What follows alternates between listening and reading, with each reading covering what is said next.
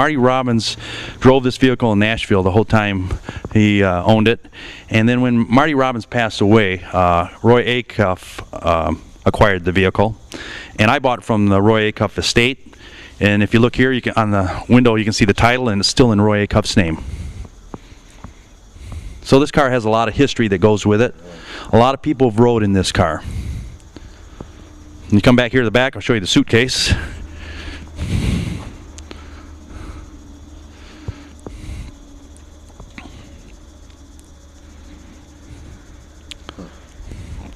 Carries guns in there? You know, I don't really know.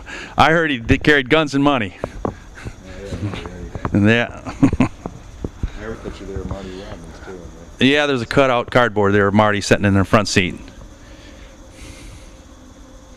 And this car here was one of the Beatles cars. This was used back during their Sgt. Pepper days. It's a 1956 Bentley, and it's all customized. Now, who owned this as far as the Beatles? All of them, or just? John Lennon. This was John Lennon car. Okay. But all the Beatles rode in it, and I'm sure there was many other stars that rode in it. It definitely shows the 60s and 70s. Yes, it does. That was during the hippie era. Okay. As you can see, it's got the sunburst on the hood, and it kind of just all flows back. That was kind of John Lennon's theme. He liked the sun for some reason. Here comes the sun. Here comes the sun. There you go. People say, well, why would Conway Twitty drive a Pacer? Conway drove this car to be incognito when he was in Nashville. He didn't want people bothering him, and he fell in love with this little car. It happened to be his favorite car because he could go everywhere and anywhere without being noticed. This is a 55 Ford pickup. It's got a 350 in it. It came from down south, and it's quality built. A real nice street rod pickup. If anybody's looking for a 55, that's the one to have right there.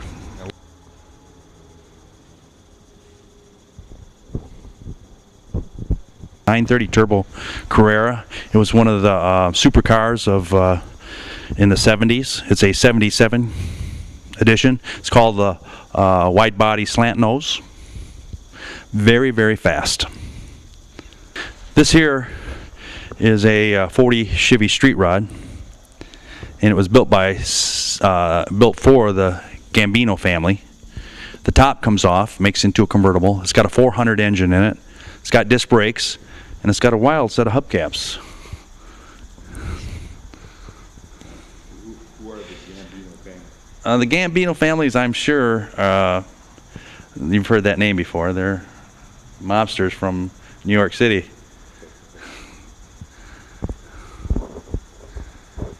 They toured the circuit.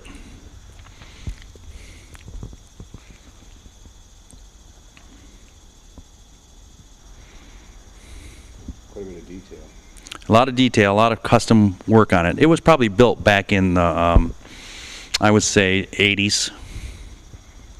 This one here is a 26 Ford T street rod. And this has a Corvette motor in it with a 4-speed. This is what they call the phone booth T. It's got the big tall top on it.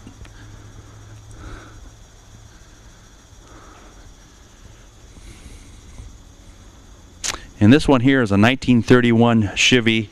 They call it it's a limited edition coupe sedan. It's got the, if you come here to the back, I'll show you the back of it. I see you got the etching too. Oh, it's got a lot of etching on it.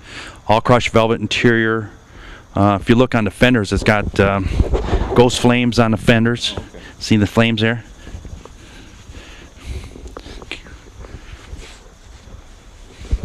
And if you come back here to the back, it's got the Vicky style back end, where most sedans were just straight back and down. This has the trunk in it with the Continental kit on the back. And this is an all steel car. It's not fiberglass. It's the real deal. Yeah, the etching around the window, that was real popular in the olden days, and even in the modern day street rods.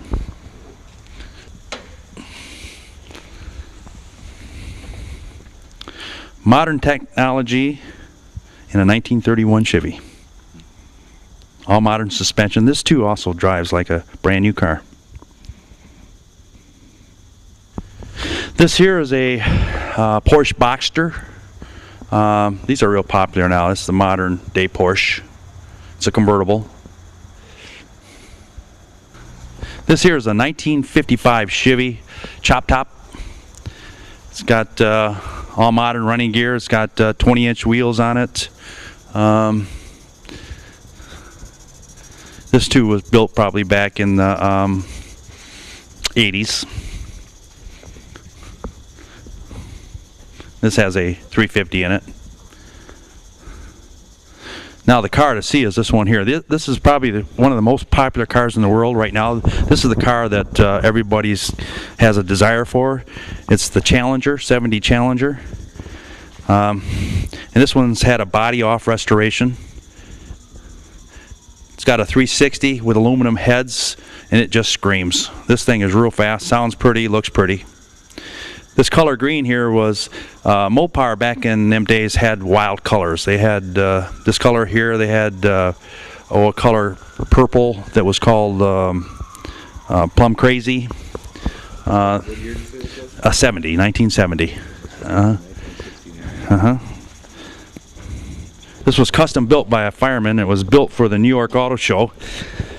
As you can see underneath the hood here, it has a mural, a tribute to my fallen brothers, and it says, "Always remember 9/11." And that's basically what the car looks like with the cover off. This car has a PlayStation in it, has a DVD player, has a computer in it, and it has a PlayStation. It also has Lamborghini doors. The doors flip up. Okay. As you see, we have a variety of vehicles here. This is a 2002 Corvette convertible. Corvettes have been hot for us. We've sold quite a few Corvettes over the years. Probably, I would dare say, over 500 Corvettes in my lifetime I've sold. And this buggy here is an 1895 doctor's buggy. This is what people rode in before there was cars. This is the actual original, and it came from the Cars of the Stars Museum at the Grand Ole Opry. This is that Mustang, and I'll show you how deluxe this thing is.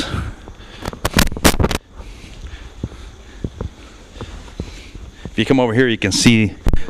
Oh, okay. I'm sorry. Dragging. If you look inside here, you can see the sound system that it has in it. It's got quite a system in it. And like I said, it does have the Lamborghini doors.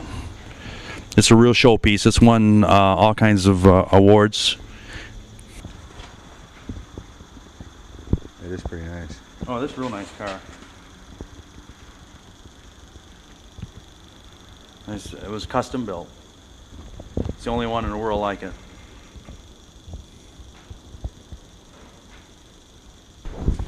Mopar is the #1 collector car right now in the world. Hemis have been bringing anywhere from $50,000 to $3 million. Like I said, I was out to Barrett-Jackson this year, and it was just unbelievable the prices that the Mopars were bringing. They were bringing more money than anything. This one we have here is one of 9 that was built. You see the license plate on the front. It says 426 Hemi, and it is a Hemi car. It's a number matching car. We have all the receipts, records, tags, everything that goes with this car. It's a 66 Coronet convertible, which is real rare. It's got a 426 4¼ horse dual 4 Hemi in it. Come this way and I'll open the hood and show you the Hemi motor. That's the engine everybody desires. The baby boomers just love these cars. The Hemi today is a great engine, but the Hemi from this era was the one that screamed. This is the car that would get out and rock the boat. Is that like a dual battery to get that baby started? No, don't need a dual battery. That's the actual 12-volt system. It says United States on it. That came from Planet of the Apes. Oh, okay. That's actual The original? original. Mm-hmm. Charlton Heston. Right.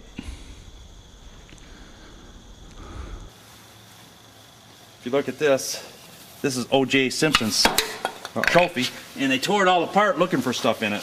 Did they really? When they confiscated it. Okay. Outstanding football player, Pacific Coast, 1968, O.J. Simpson, University of Southern California. Now, how would somebody acquire that? I mean, I know you say you go to these auctions, but I mean, how do they Well, I've got acquire friends that like I told you, Jimmy Velvet had the biggest celebrity auctions in the or museums in the world. He had one in Orlando. He had one in Memphis, right across from Graceland, and he also had one in Hawaii. But I mean, it seems like you wouldn't be able to get that out of OJ's hands. Oh, I know. Well, you know what? They sold all of OJ's stuff trying to settle his lawsuit. All right. If you remember, they confiscated a lot of stuff. Yeah. Well, when they went through OJ's house, they took the tops off this, looking in there for stuff. Yeah. The glove? Probably. That's one of O.J. Simpson's, and here's another one of O.J.'s. This is when O.J. Played for the Buffalo Bills. Okay. And this was Offensive Back Award to O.J. Simpson, 1975.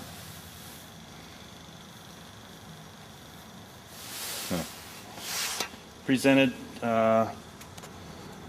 Buffalo Bills Booster Club. And this came, I'll tell you who sold this stuff. Let me see if it's on this tag down here. I can't get that tag out. But these were sold originally at Butterfield and Butterfield. They're a big celebrity auction company. Sounds like a law firm. Yeah, it does, don't it?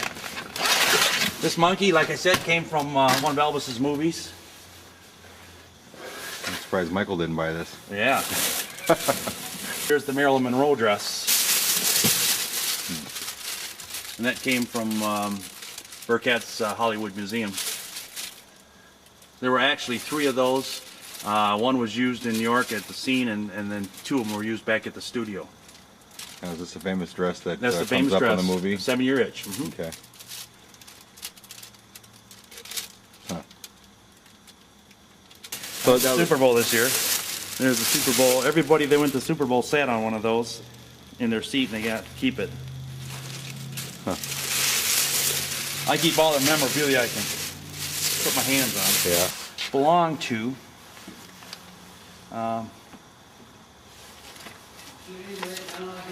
I didn't lay it down anywhere. This was the acoustic guitar that belonged to John Entwistle of The Who. Now he's dead and gone now, but this was his actual guitar.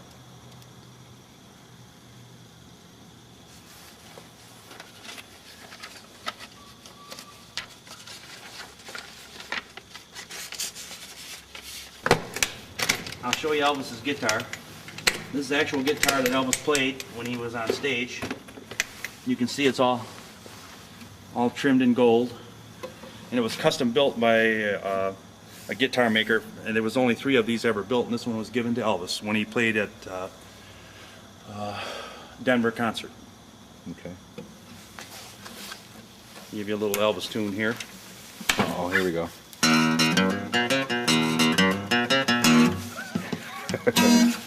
That was Elvis's guitar. I'll show you here. So you can see we're not lying about it. It was Elvis' custom guitar given to Elvis as a gift by its maker, used on road tours. And this actual case, if you look at the case, you can see Quite a pickups there. yeah, it's the only one, like I said, there's 3 of them in the world that were built like this guitar, and this one was given to Elvis. I'll have to go rent that one at the old video store. There you go. Seeing the monkey. Let me see what else I can show you here real quick. I see you got some pictures up there of Marilyn Monroe. We have her bra in that. Oh, really? Would you like to see her bra? It's a real fancy Oh, sure. bra. Marilyn Monroe's bra. There you go. That's a dream come true. That's a dream come true. Let me get up here and get it for you.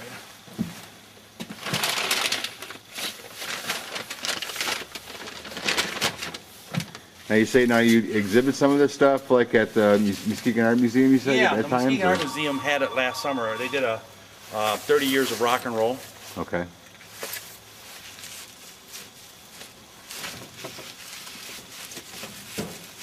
And I think you just brought it over there in this trailer and. No, actually, they came here and picked out a selective bunch of stuff. Oh, okay. Oh my, that's quite the bra.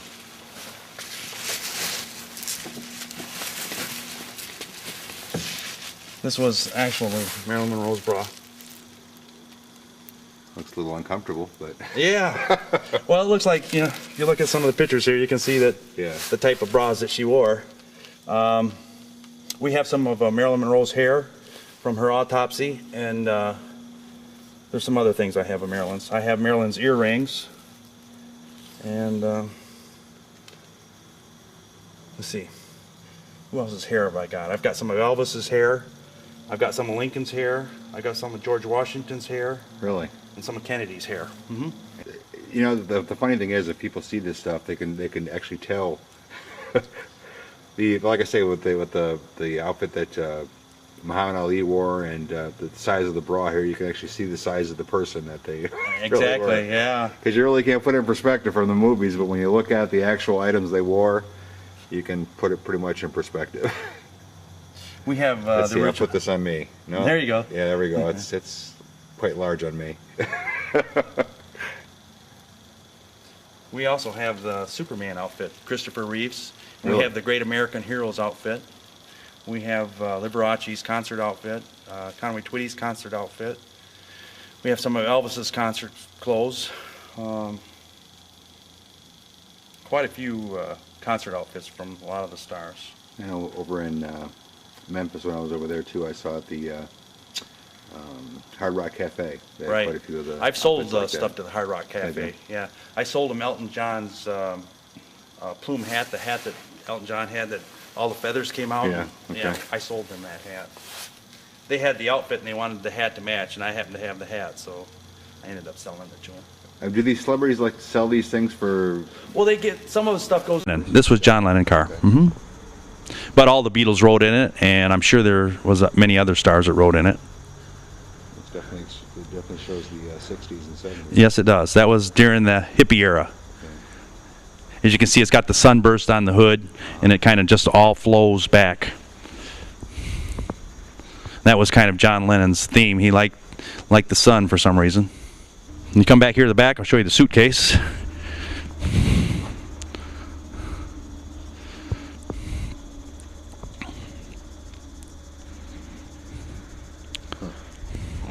Carries guns in there?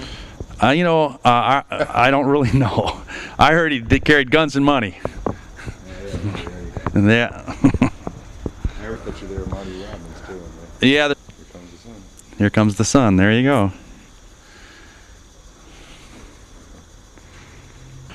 People say, well, why would Conway Twitty drive a Pacer? Conway drove this car to be incognito when he was in Nashville. He didn't want people bothering him, and he fell in love with this little car. It happened to be his favorite car because he could go everywhere. Marty Robbins drove this vehicle in Nashville the whole time he owned it. And then when Marty Robbins passed away, Roy Acuff acquired the vehicle, and I bought it from the Roy Acuff estate. And if you look here, you can, on the window, you can see the title, and it's still in Roy Acuff's name. So this car has a lot of history that goes with it. A lot of people have rode in this car. There's a cutout cardboard there of Marty sitting in the front seat. And this car here was one of the Beatles cars. This was used back during their Sgt. Pepper days. It's a 1956 Bentley, and it's all customized. Now, who owned this as far as the Beatles? All of them, or just? John Lennon.